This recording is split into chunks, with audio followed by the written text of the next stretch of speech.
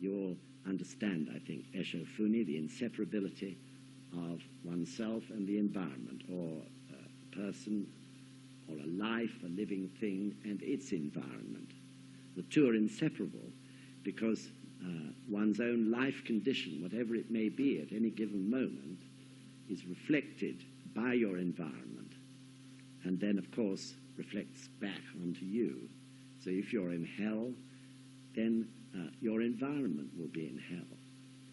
And it'll be a hellish environment that reflects back to you. Likewise, if you're in Buddhahood, then your environment will be in Buddhahood too. Though it's difficult sometimes to believe it, this is so. And the Buddhahood in your environment will then reflect back onto you. So this is why we get benefits. Through the fact that gradually in this practice we are making our life condition more and more in the state of Buddhahood. And it's that Buddhahood which reflects back to you and brings benefit. So, as you know, Nichiren Daishonin described it as being like the body and the shadow. If you bow with respect to your environment, for example, then your environment will bow with respect to you. It's exact and totally inseparable from our lives. So what Sensei says right at the beginning of this is, instead of remaining fixed and immutable, meaning unchangeable, the environment changes according to the life it supports. According to the life it supports, according to the life state of that living entity which the environment is supporting. So the problem with this is, this fact of the inseparability of ourselves and our environment, the problem is that because of our egos, as human beings, we tend to think that we are the center of the universe. That's the big problem. That nothing exists in a way except us and our environment. And when one is egocentric in that way, of course you ignore or despise everything else that is the fact that everyone else has environments, that your next door neighbor also has an environment. Your next door neighbor is a living entity, the center of that environment. Just the same as you're in the center of your environment at number 81, they're the center of their environment at number 82, whatever street it is. So, of course, inevitably, in fact, environments are overlapping each other. So not only, in fact, does your environment reflect your life, and you're at the center of that environment, but also you are, in fact, sharing that environment with all sorts of other people and things. So naturally, if you just think you're the center of the universe, I'm not saying you, I'm sure none of you ever think that, but I'm sure you did before you practiced. If you're just totally absorbed in yourself and what's happening around you, inevitably, of course, you ignore the other environments that overlap you. And as a result, disharmony arises, doesn't it? So,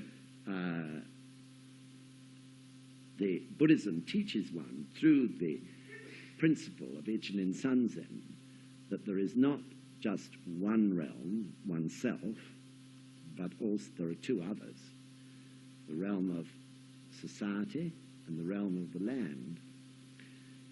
Those are realms that overlap into your life and also into every other living thing's environment which is around you. Do you follow?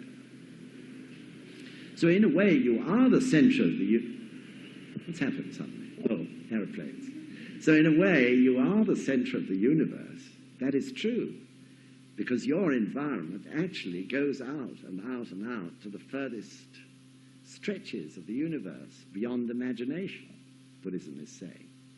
So in that sense, you are the center of the universe. Each one of us is. And each one of us has the universe, therefore, within us.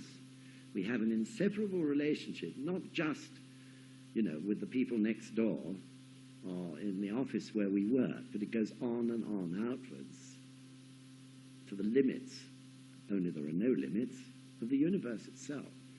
So in that way, we contain the universe with us, with that total connection with it.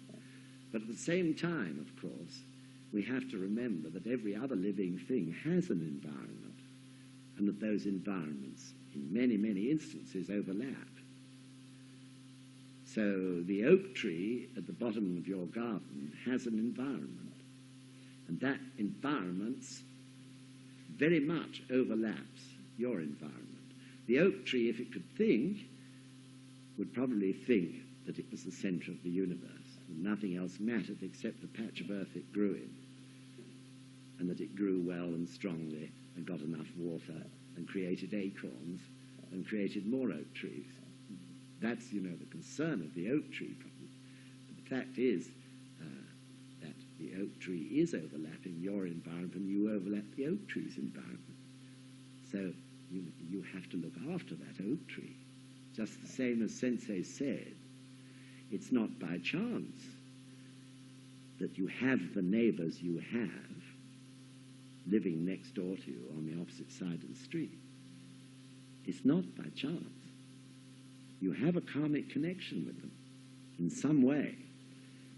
Because of cause and effect, you live next to the people who live next to you and opposite you and so on. That's a thought, isn't it? So he said we must look after our neighbors because they're an intimate part of our environment, and through some strange karmic connection of cause and effect, that is why they're there. So the problem always, of course, in humankind is the ego, and this tendency to feel there is nothing more important than oneself, and nothing more important than our particular environment.